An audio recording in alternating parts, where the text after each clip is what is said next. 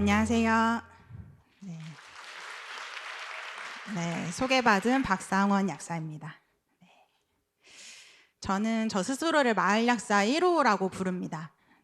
마을 약사 1호로 여러분들을 만나 뵙게 되어서 정말로 반갑습니다. 저는 오늘 이 자리에 마을 약사의 탁월함을 얘기하러 온 것은 아니고요. 비영리 스타트업으로 오게 된 길에서 제가 발견했던 이런 비영리 스타트업을 성장하게 이끌었던 탁월함의 순간들을 좀 회고를 하고자 이 자리에 올라왔습니다. 그래도 먼저 저희 조직을 좀 설명을 드려야 될 것 같아요. 사실 여기에 저희보다 훨씬 더 경력이 많이 된 동료들 앞에서 이런 탁월함을 주제로 이야기를 하고자 하니까 상당히 긴장이 되고 좀 부끄러운 마음도 있는데요. 여러분들의 그 초반 시절, 시작하던 시기를 떠올리면서 늘품가치의 이 청년기를 한번 들어봐 주시면 좋겠습니다. 늘품가치는 마을로 향하는 약사들이라는 슬로건으로 비영리 스타트업으로 성장한 그룹이고요. 저희의 주요 활동은 찾아가는 복약상담소 그리고 폐의아픔에 관한 사회적 담론을 만드는 캠페인 활동을 하고 있습니다. 늘품가치가 만들어진 배경에는 사실 늘품 약국을 빼먹을 수가 없습니다. 늘품 약국은 늘품이라는 동아리 출신의 약사들이 만든 공동체 약국이었고요. 지금 우리가 만날 수 있는 기존의 약국들과는 조금 다르게 조금 더 공익적으로 그리고 사회적 역할을 하는 약국을 만들어 보자라고 마음을 먹은 약사들이 함께 만든 공익 약국입니다. 2010년에 늘품 약국을 시작으로 2012년에 관악구 늘품 약국을 만들었습니다. 늘품 약국이 10년이 되던 해에 바로 이 늘품 가치를 만들게 되었고, 늘품 가치라는 깃발을 띄우자마자 아주 빠르게 성장을 하고 있다고 자평하고 있습니다. 그러다 보니 오늘 이 자리까지 오게 되었는데요. 저는 오늘 발표에서 저의 어떤 확신에 찬 걸음을 만들었던 두 가지 문장을 여러분들과 나누고자 합니다. 첫 번째 저에게 꽂혔던 문장은 약국은 정말 많은데 지역에서 약사를 만날 수 없다라는 이 문장이었습니다. 제가 가정을 방문하면 자주 목격하는 모습입니다. 6평 남짓의 한 이 공간에 남성 어르신이 혼자 살고 계시고요. 몸을 뉘을 수 있는 공간 외에는 거의 모든 공간이 약으로 들어차 있는 모습입니다. 어쩌다 이 지경까지 됐을까라는 생각이 들지만 3년이 넘는 시간 동안 이런 집을 너무 많이 만나다 보니까 이렇게 되기 쉽구나 이런 생각이 듭니다. 이분만의 일이 아닙니다. 사실 다지약물 복용자라고 하는 하루에 만성적으로 10종 이상의 약을 먹는 사람을 이 다지약물 복용자라고 하는데요. 이 숫자가 해마다 크게 늘어나고 있습니다. 혹자는 우리나라가 약을 너무 구하기 쉬워서 그렇다. 건강보험이 잘 돼 있다는 반증 아니겠냐라고 할 수 있지만 약의 개수가 늘어나고 모든 의료 시스템이 약을 처방하는 데 우선시하다 보니 이 많아진 약이 또 문제를 일으키고 있습니다. 약을 도대체 어떻게 먹어야 되지? 같이 먹어도 될까? 이거 언제까지 먹어야 되지? 라고 하는 고민들이 사실 약을 받아간 이후에 주민에게 남는 고민입니다. 근데 정작 이러한 고민을 터놓고 얘기할 약사가 없다라는 것이 앞에 보여드렸던 문장에 담긴 의미였습니다.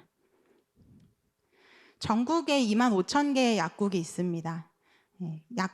인구 10만 명당 약국 수가 48개. 사실 이 정도면 OECD 국가 중에서도 상당히 많은 편입니다.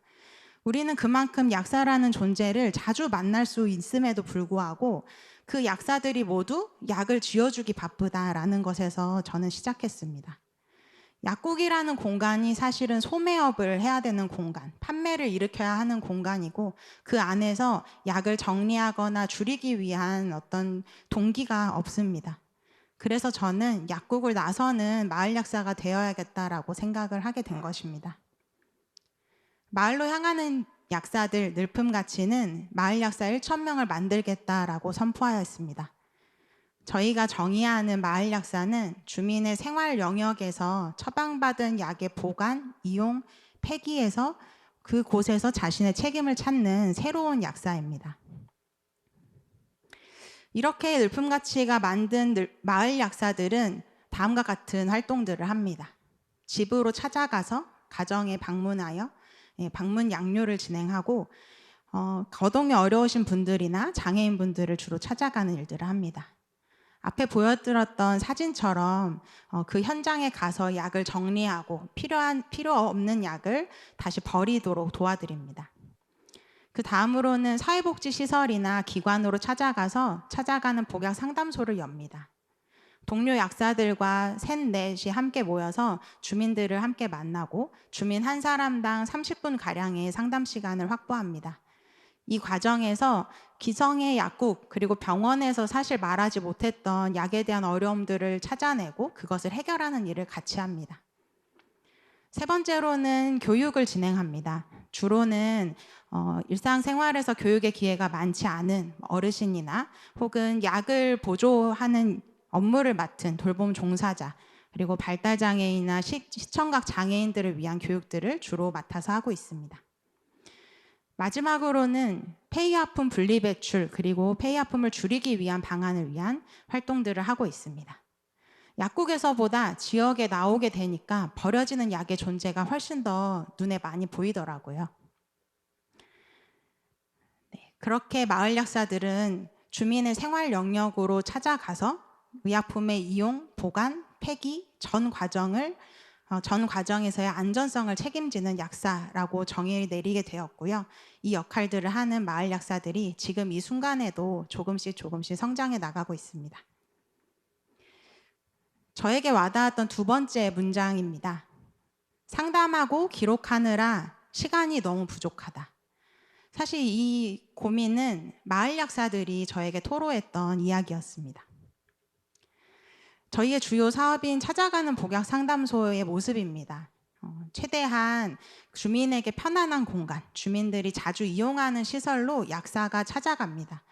기존 약국이라는 공간은 뭔가 매출을 일으키고 판매가 이루어져야 되는 공간이라는 것이 사실 약사에게도 부담이고 환자들에게도 불편한 공간입니다. 조금 더 주민들이 편안한 공간에서 더 다양한 이야기들을 할 수 있다는 게 저희 복약상담소의 특징인데요. 한 사람당 30분의 시간이 사실은 부족하게 느껴집니다. 30분간 얼마나 많은 이야기가 나오겠어요? 약뿐만 아니라 내가 이 약을 먹게 된 과정을 이야기하다 보면 가족의 이야기, 자녀분들의 이야기, 전쟁, 한국전쟁 얘기도 참 많이 듣습니다. 그렇게 과거로 거슬르다 보면 약사들도 그 이야기에 푹 빠지게 되는데요. 그래도 우리가 하고 만난 원인, 약으로 좀 돌아가야겠죠. 그러다 보면 약사들은 한켠에 이런 고민이 남습니다. 이거 다 듣긴 들었는데 이따가 어떻게 기록하지? 사실은 많은 약사들이 기록하기를 포기하기도 합니다. 하지만 늘품가치에서는 이 상담의 효과를 조금 더 높이고 싶었습니다. 이 소중한 이야기들을 더 잘 활용하고 싶었어요. 저희 상담은 이런 과정들로 이루어지는데요. 처음에 주민이 오게 되면 기초 설문의 단계, 그래서 내가 식생활, 운동습관, 갖고 있는 기저질환, 먹고 있는 약에 대한 얘기들을 먼저 나누고 그 다음에 이전에 와서 상담에서 어떤 얘기를 나눴고 그 변화는 어떻게 되었는지를 묻습니다. 의약품 내역을 완성하고 나면 비로소 약사 상담을 시작하는데요. 이 과정을 통해서 주민분들도 약사와 만날 준비를 하게 됩니다. 약사 상담이 진행되고 나서는 상담의 내용들을 정리해서 주민을 연계해 준 기관과 주요한 내용들을 공유합니다. 상담 과정에서 청취하였던 주거 위생이라든지 혹은 인간관계에 대한 어려움 등을 저희 복지기관과 함께 나누고 그 이후 대책을 같이 찾습니다. 이 과정에서 상담 약사들이 갖게 되는 책임감 그리고 그 기록의 부담을 좀 덜어주고 싶었습니다. 그래서 개발하게 된 것이 케어링 노트라는 서비스입니다. 이 케어링 노트는 그 기존의 종이 기반으로 기록되던 것을 없애고 모든 것이 전산화될 수 있도록 하였고요. 이 전산 데이터들은 인터넷망을 통해서 열람을 할 수 있기 때문에 한 공간에 있더라도 대화보다는 그 컴퓨터 그리고 패드를 통해서 정보들을 조회하면서 상담할 수 있다는 상담의 효율성을 가져왔습니다. 또한 상담의 내용은 자동 녹음을 하고 또 AI로 요약 정리를 해주는 시스템이 들어가 있습니다. 이 과정을 통해서 약사들은 기록의 부담을 좀 내려놓고 환자의 눈을 맞추면서 상담에 집중할 수가 있게 되었습니다. 이 서비스는 사실 카카오 임팩트의 지원으로 만들어지게 되었습니다. 카카오 임팩트가 판을 깔아주셨고요. 그리고 이 돕는 기술을 가진 돕는 사람들의 등장으로 이 서비스를 완성할 수 있었습니다. 9명의 개발자들이 불철주야 긴 시간을 투여해서 이 일을 해주셨고요. 그리고 올해 3월부터 비로소 이 서비스를 시작할 수 있게 되었습니다. 찾아가는 복약상담소에 케어링 노트를 도입하니까 이렇게나 임팩트가 성장을 한다는 걸 보았습니다.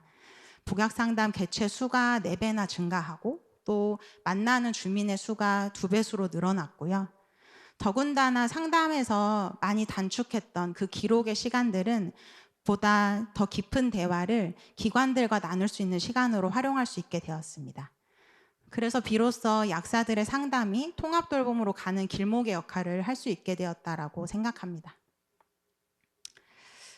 정리를 하면 사실 늘품가치는 그 약을 많이 먹는 주민들을 돕겠다라고 나선 비영리 스타트업입니다. 사실 이들에게 주목을 하다 보니 저절로 함께 도울 수 있는 사람들이 보였습니다. 다지약물 복용 주민을 둘러싸고 있는 이웃들, 그리고 보호자들, 또 이분들을 돕고 그것을 업으로 삼고 있는 사회복지사들, 그리고 각종 서비스를 제공하는 사람들이 이 주민으로 인한 근심 걱정을 덜을 수 있게 되었습니다. 하지만 이뿐만이 아니었습니다. 사실은 마을 약사가 약사도 돌보고 있더라고요. 언제까지 환자에게 약을 팔아야만 하는 이런 약사가 아니라 주민의 입장에서 약의 올바른 가치를 위해서 살 수 있는 약사의 길을 마을 약사가 만들고 있습니다. 저는 탁월함이 이러한 곳에서 나오는 것 같습니다. 공동체와 스스로를 같이 돌볼 수 있는 곳에 그 탁월함이 숨어 있다고 생각합니다. 여러분들이 계신 곳에서 그 탁월함을 찾는 순간이 오시길 기원하면서 발표를 마치겠습니다. 감사합니다.